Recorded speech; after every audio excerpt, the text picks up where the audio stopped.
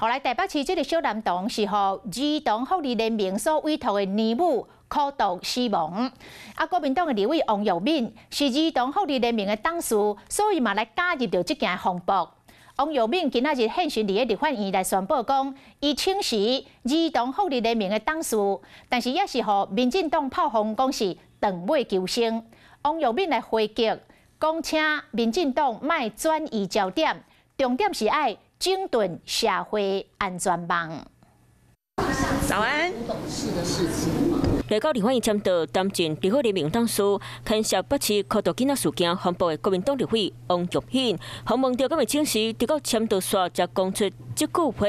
我已经正式辞这个儿盟的董事了。好，下礼拜一大家好好的讨论社会安全网。亲自宣布请示立法董事的消息，毕竟针对苦毒囡仔案件，家己变作是检讨对象。立法院会权委员下礼拜一安排社会安全网专案报告，家己颠倒变作是监督的角色，身份唔对，安尼讨论敢有结果？民进党冇放伊煞。这种球员兼裁判的做法，混淆角色的做法，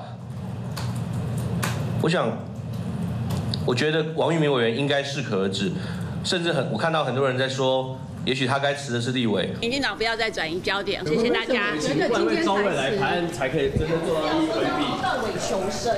县内林府金梅红压起来了后，全面受到立法联盟的规巴都会。目经过孙阿红苦毒死的李宽会创会理事长王美坤，佮一摆惹了查甫囡仔后事，立法联盟无出个半线，嘛无人去底气，骂立法联盟无天良。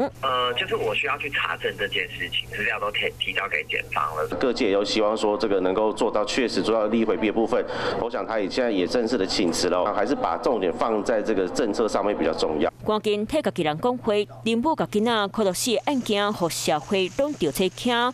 拜上场的专案报告，王玉敏敢会当公正客观？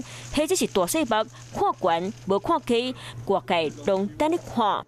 Hello， 我是林明瑞。想要抢先掌握最及时的新闻资讯吗？赶快订阅、按赞、开启小铃铛，锁定我们华视新闻的 YouTube 频道。